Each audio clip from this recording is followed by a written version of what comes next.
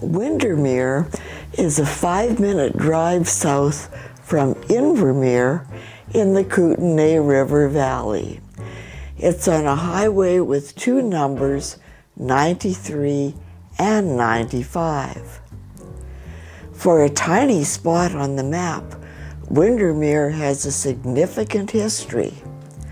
Invermere and Windermere are two distinct communities. Invermere is a larger town on the northwest shore of Windermere Lake. Windermere is a smaller community on the east side of the lake. Windermere is between Invermere and Fairmont Hot Springs. Lake Windermere is a very large widening in the Columbia River. Gilbert Malcolm Sprout was a Scottish-born businessman, office holder, and author who spent time in the East Kootenays. In 1883, he named Windermere along with the lake upon whose shores it sits. Windermere was home to settlers from Europe and elsewhere who came to farm and raise cattle or pan for gold. Eventually, logging became the main source of income. Today, the community attracts historians, art lovers, and those who want to escape city life. Windermere has snowy winters and hot summers. The weather makes it a popular destination for skiing, golf, and other outdoor activities. The valley's first commercial buildings were built as early as 1883. Some are still here. Windermere artists offer wares such as wood carvings, ceramics, and custom glasswork. Windermere Beach is a leisurely walk from the town center. The beach is popular for picnics, its playground, and swimming. Windermere's favorite pioneer tale is the Stolen Church. It begins with St. Peter's Anglican Church in the railway town of Donald, more than 200 kilometers away. When a Mrs. Kimpton moved from Donald in 1897, she so missed her church. Her husband literally stole it from under the noses of town officials and shipped it by wagon and barge to Windermere. He had it rebuilt at its current location. Windermere entered the world of aviation in an unusual way. In 1923, the International Film Company of Hollywood began shooting a black and white silent movie called The Unseeing Eye. Later, the movie was renamed Snowblind.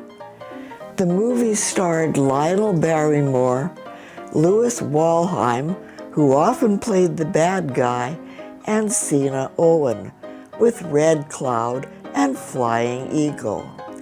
Edward H. Griffiths directed the movie, which ran for more than an hour and included many aviation scenes. The movie was filmed on Lillian Lake on benchland overlooking Windermere, at Castle Rock on Toby Creek, and at Paradise Basin, at an unlikely sounding retreat known as the Hot Punch Cabin. There, local waitresses were hired to serve coffee to the set from tin bathtubs. Actors and crew were reported to have drunk a lot, but not coffee. Local men were hired to drive dog teams with supplies from Invermere. The dog teams also starred in the movie. The aircraft used was a standard J-1 built in 1918 as a trainer for the United States Army Air Service. The aircraft was given Canadian registration NCACH. The N indicated American ownership. It was registered to C.O. Prest, who was known as Ollie of Las Vegas, in March of 1922. Ollie Prest then used this aircraft on his second attempt to fly to Alaska. He got as far as 70 Mile River near Eagle, Alaska. Prest had his aircraft shipped back to the U.S., announcing his third flight to Alaska, planned for 1923. An unfortunate night landing at Las Vegas precluded this attempt, and he sold the aircraft to be used in the movie filming at Windermere. John S. Blakely, known as Jock, arrived in Windermere in 1899. At the age of 22, Blakely was captain of a stern-wheeler riverboat, the Selkirk, on the upper Columbia River. During the First World War, he served as captain on transport vessels from England. Later, he took flying lessons, re-mustered to the Royal Flying Corps, and was commissioned.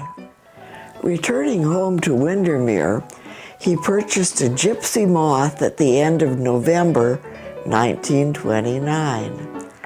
He used the gypsy moth in conjunction with his hotel at Radium Hot Springs.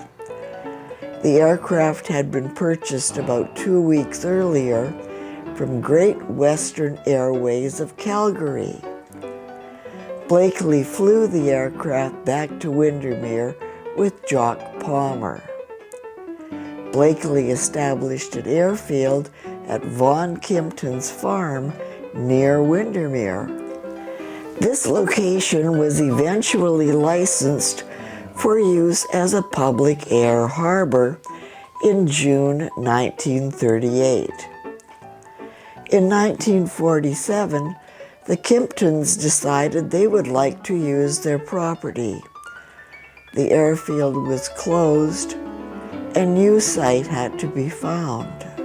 Color blindness prevented Blakely from getting a commercial pilot license, so he hired other pilots. Between 1930 and 1934, Lowell L. Dunsmore flew the Gypsy Moth on charters. Over the years, several other airfields have come into use in the Columbia Valley. Radium Hot Springs has a 2,600-foot by 100-foot turf strip, possibly close by the field that Blakely used in the 1930s.